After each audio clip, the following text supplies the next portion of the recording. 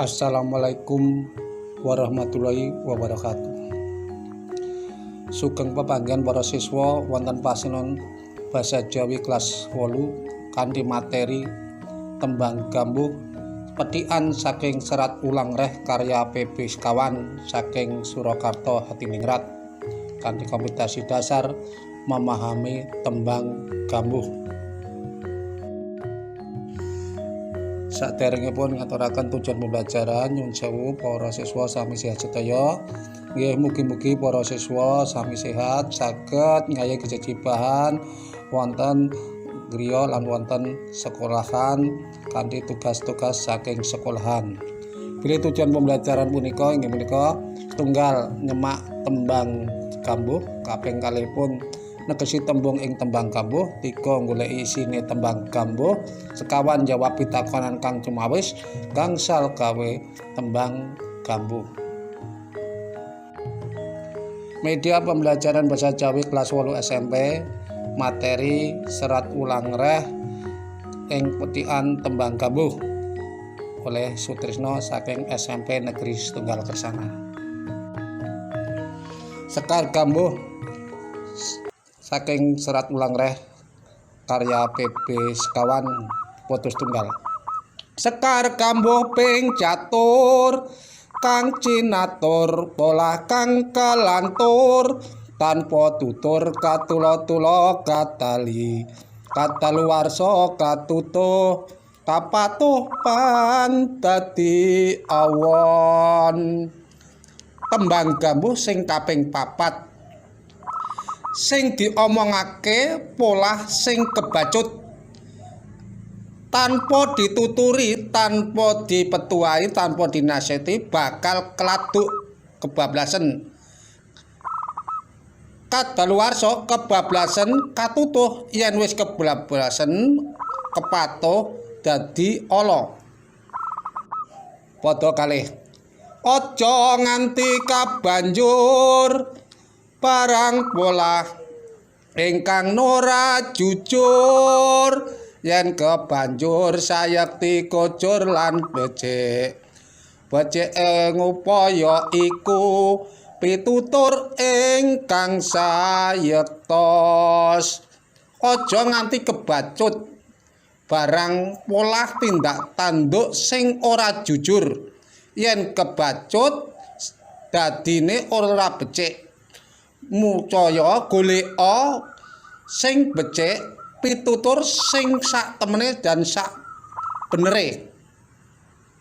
Pada 3 tutur bener puniku sayektine apantes tiniru nadyan metu saking wong sutra papeki lamun becik nggone muruk iku pantes sira anggo. Tutur bener kuwi sayektine pantes dicontoh sanadyan metune wong cilik sisan. Lamun becik sing mulang iku pantes kowe anggo anakku atau ka anak-anak. Negesi tembung sekar tegese tembang atau kembang, catur tegese papat atau omongan, polah tingkah laku atau sulabawa, kalantur tegese keladuk kebablasan kebanjur, katula-tula cilaka ala ora becik, awon padha karo ala, sudra wong cilik, sayekti sak temene sak benere, wuruk mulang. Carane ngracik gawe tembang gambuh. Indah para siswa mendhet tembang sapada sing disinau wau. Terus guru wilangan lan guru lagune dipasang. Sabanjure para siswa nulis sing dados ide para siswa ditulis ing ngisore. Lah sing ngisore dicocoke karo guru lan guru lagu ing dhuwure.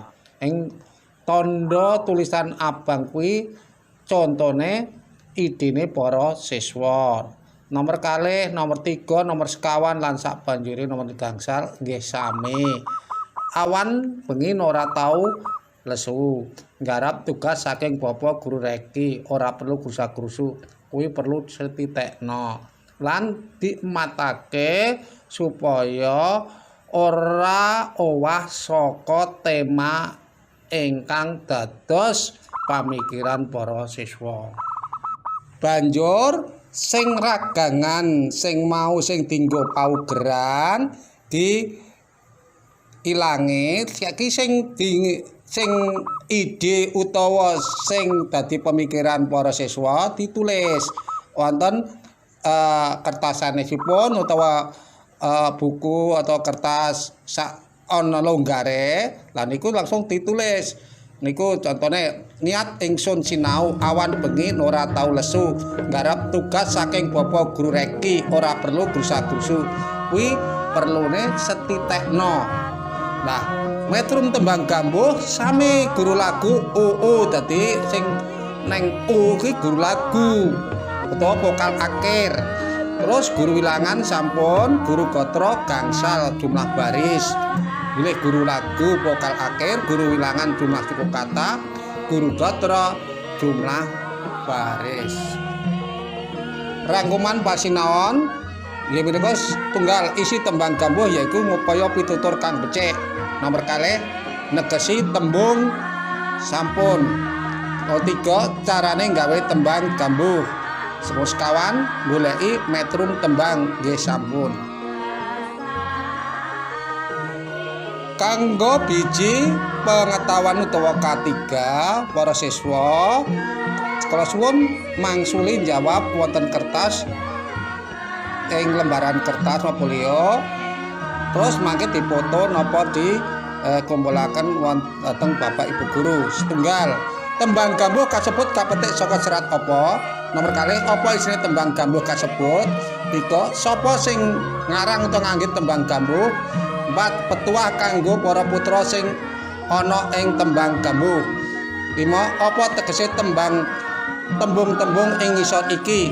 Nora, padha, cinatur, pupuh. Kangge penilaian keterampilan kasekawan atau kampat para siswa kula suwun gawe syair tembang gambuh nganggo basa Jawa sing dingerteni. Lah wau carane wonten ing inggil sampun. Monggo dipun damel mangke dipun foto utawa dilaporke dhateng Bapak Ibu guru. Cukup semene dhisik para siswa babagan materi tembang gambuh. Mbok menawa apa anggone ngaturaken tembang gambuh punika ana salahe ana kurange lan ana sasar susur sing ora ana ing ati para putra Bapak nyuwun pangapura lan Bapak ndedonga muga-muga para putra tansah kewarasan angsal pinangayoman dening Gusti ingkang akarya jagat. Namung puji para putra rahayu ingkang sinambi. Matur nuwun. Wassalamualaikum warahmatullahi wabarakatuh.